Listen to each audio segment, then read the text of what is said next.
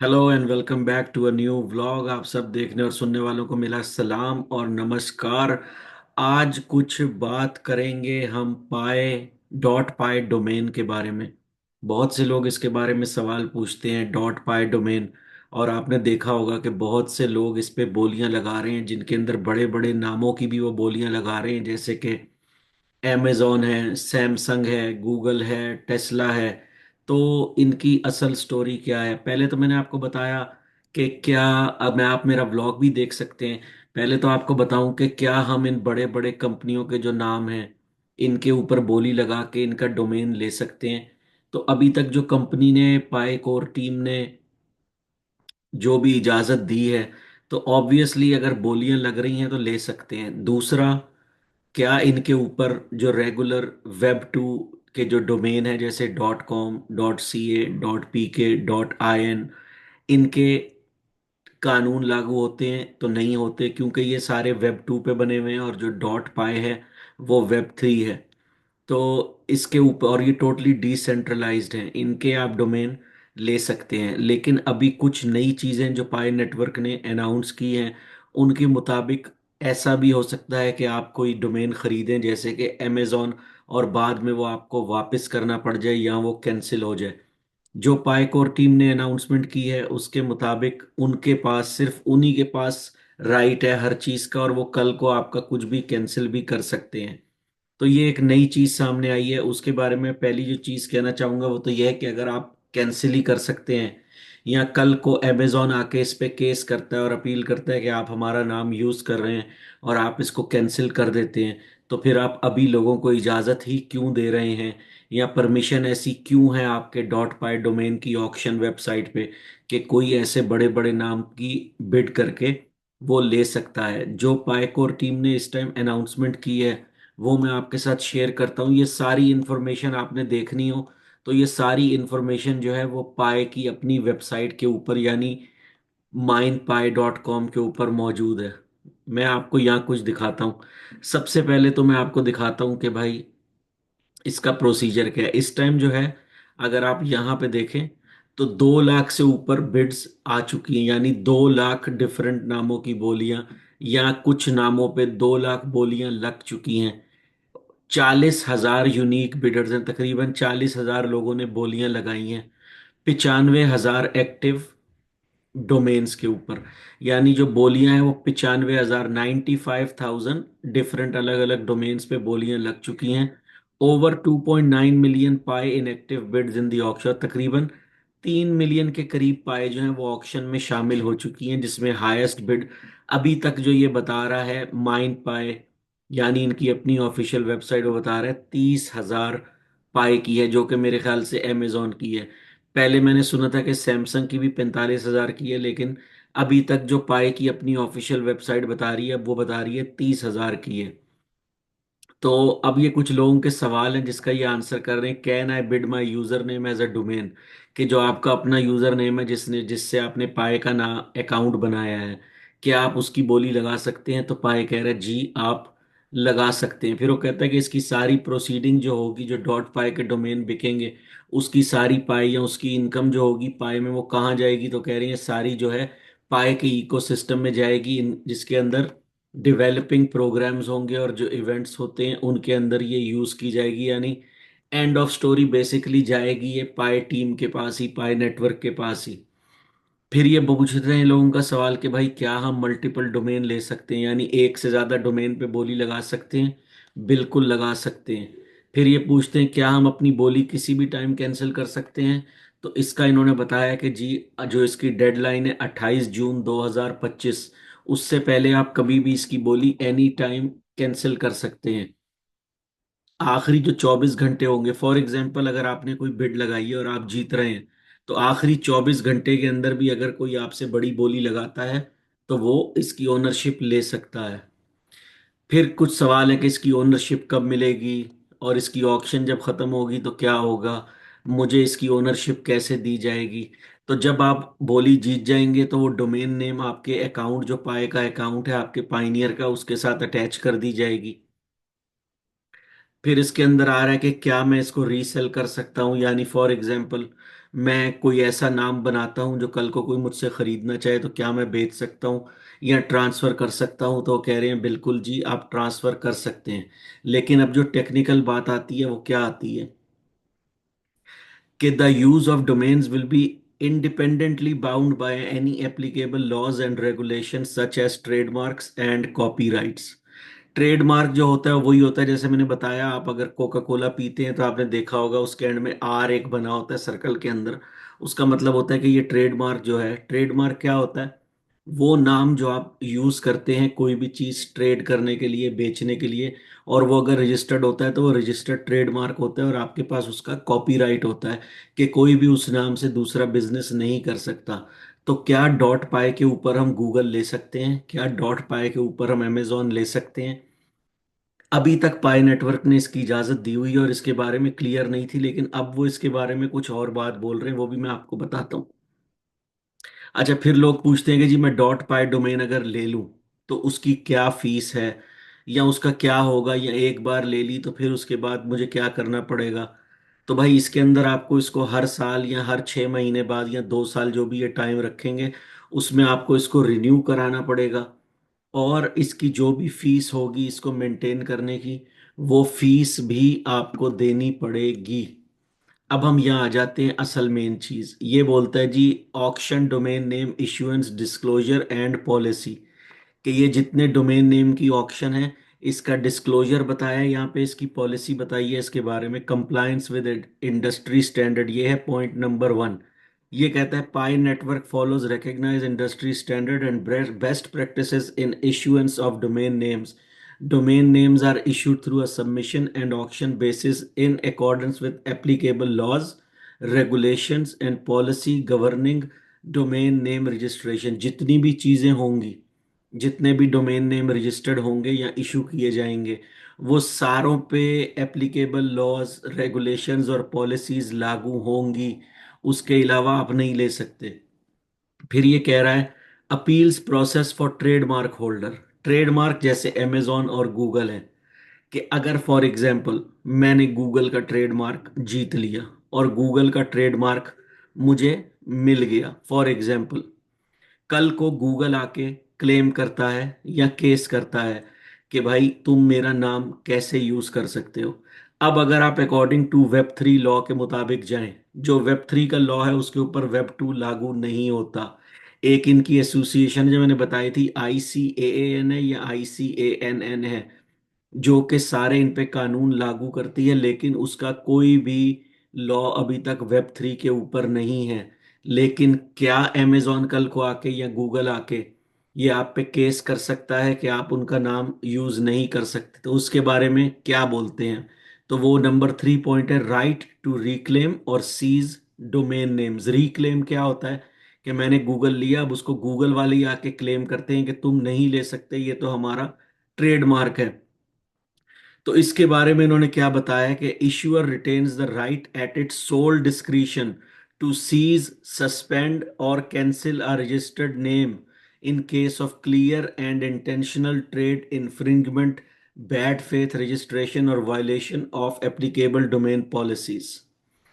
ये कहता है कि अगर आप कोई ऐसा नाम लेते हैं जैसे कि अमेजोन है और उसके ऊपर अमेजोन जैसी ही सर्विस शुरू करते हैं चीज़ें बेचने की, जैसे कि अमेजोन कर रहा है, तो अमेजोन आप पे केस कर सकता है। और एज अ लीगल पार्टी वो बोले कि आप एज अ बैड फेथ उनके नाम को एक्सप्लॉइट कर रहे हैं, तो उनको पार्टी को लीगल राइट मिलता है, वो इसके अगेंस्ट अपना केस कर सकते हैं। अगर ये केस हो सकता है और कल को कोई ट्रेडमार्क पे आके केस कर सकता है और पाए को वो वापस करना पड़े, तो इसके बारे में क्यों नहीं सही बताया जा रहा कि भाई अगर ऐसा हो गया तो आप वो लूज कर जाओगे? अगर लूज कर गए तो जितने में आपने खरीदा है उसकी पाई का जो अमाउंट आपने दिया है वो आपको वापस मिलेगा नहीं मिलेगा? कुछ नहीं है। जबकि कानून के मुताबिक आप, मैंने पहले भी बताया, डिसेंट्रलाइज नेटवर्क के ऊपर केस नहीं कर सकते, लेकिन पाई ने ऐसा क्यों कहा कि भाई इस पे भी हो सकता है और लीगल राइट कैंसिल करके ये डोमेन नेम कैंसिल हो सकता है। Disclaimer of claims against issuer provides domain name registration service as is and makes no warranties express or implied regarding the availability, use of legal Status of any registered domain name. By registering a domain name, the registrar acknowledges that issuer is not liable of for any loss, claim or dispute arising from domain name registration, use or enforcement action taken by third parties. यहाँ पे पाए ने अपने हाथ खड़े कर लिए, जो कि बात मेरी समझ से बाहर है। क्यों? अगर आप बेच रहे हैं तो आप उसको बैकअप क्यों नहीं कर रहे? पाए बोल रहा है कि अगर कोई भी नाम जो हम इशू करते हैं और कल को कोई थर्ड पार्टी आप पे आके केस कर देती है और आप वो नाम लूज कर देते हैं, यानी मैंने 30,000 का अमेजोन खरीदा और कल को अमेजोन ने आके मेरे पे केस कर दिया, मुझे सू कर दिया, मुझे कोर्ट में ले गए, या कोई भी लॉ या कोई उसके ऊपर लागू करके कोई एक्शन किया किसी थर्ड पार्टी ने, तो पाए नेटवर्क उसका रिस्पॉन्सिबल नहीं होगा। भाई क्यों नहीं होगा? हम तो आपके आसरे के ऊपर के ये डिसेंट्रलाइज्ड है और इसके ऊपर वेब 2 का कोई कानून नहीं लगता। अगर हम इतनी पाए देके, अगर 30,000 में भी मैं लेता हूं, तो आज के रेट के मुताबिक 30,000 पाए का मतलब है $30,000। अगर मैं $30,000 में पाए में डॉट पाए डोमेन में गूगल का नाम लेता हूं और कल को गूगल आके मुझ पे केस कर देता है, तो पाई ने यहाँ क्लियरली कह दिया है कि we make no warranties express और implied regarding the availability, use और legal status of any registered domain name. तो भाई आप इशू ही क्यों कर रहे हैं अगर कल को आप इसके रिस्पॉन्सिबल नहीं हैं? अगर मैं आपको एक छोटी सी मिसाल देता हूं, मैं आपको एक नई गाड़ी बेचता हूं।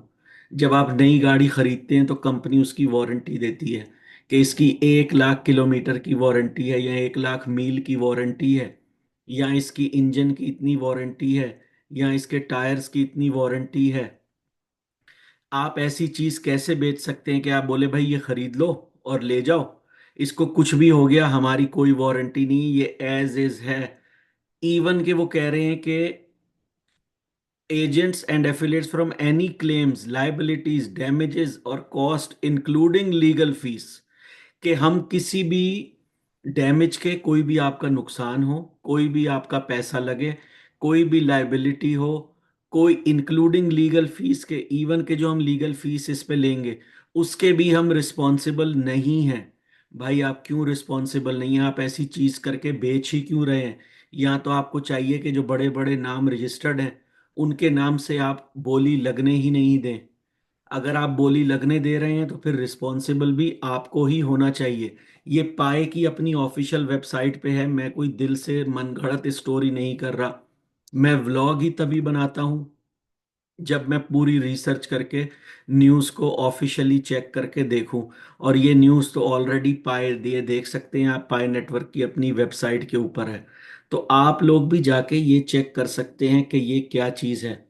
इसके अंदर आप अगर ये पॉइंट नंबर 4 पढ़ें और पॉइंट नंबर 5 पढ़ें तो आपको पता चल जाएगा कि ये क्या चीज बोल रहा है। फिर वो कह रहा है by proceeding with the registration of a domain name the registrant acknowledge and agree to abide by the term set forth in this disclosure policy.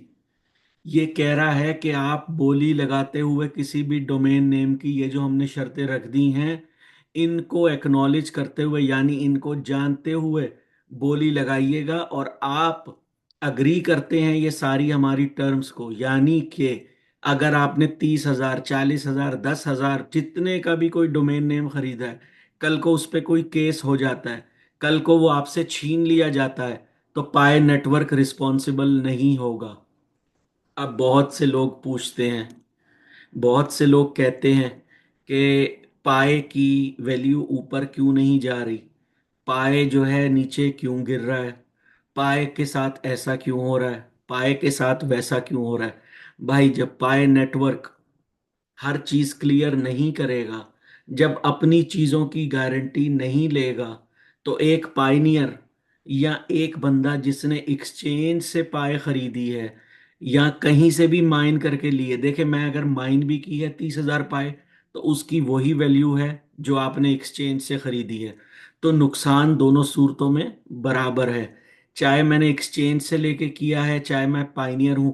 अगर मैं कोई डोमेन नेम लेता हूं और कल को उस पर केस हो जाता है और वो डोमेन नेम छीन लिया जाता है, तो मैं किसके आगे जाके रोना रहूंगा? पाए टीम ने तो हाथ उठा लिए कि हम रिस्पॉन्सिबल नहीं होंगे।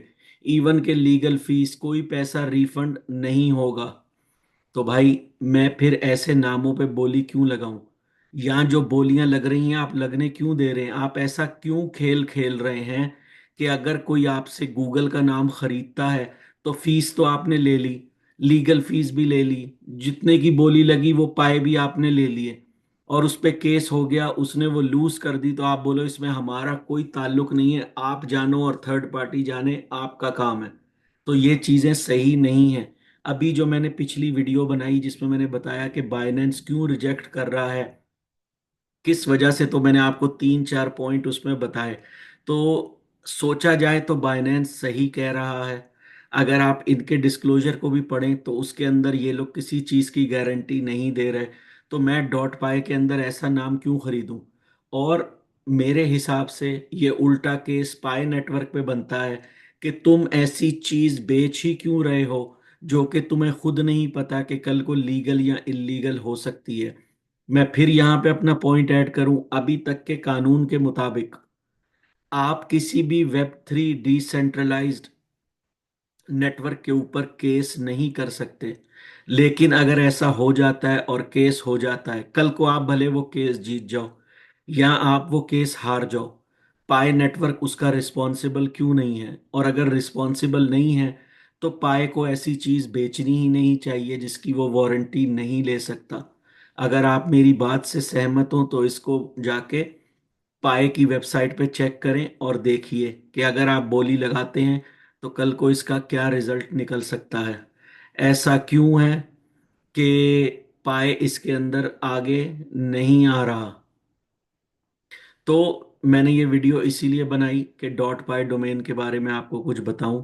जो लोग किसी ब्रांड नेम या ट्रेडमार्क के ऊपर बोलियां लगा रहे हैं, उनको ये पता हो कि कल को उनके साथ कुछ भी हो सकता है, और वो सारा पैसा या पाए जो है, आप पाए कह लें या पैसे कह लें, अगर अभी आपके पास 10,000 पाए हैं तो ऑब्वियसली वो $10,000 हैं, तो पैसे ही हैं।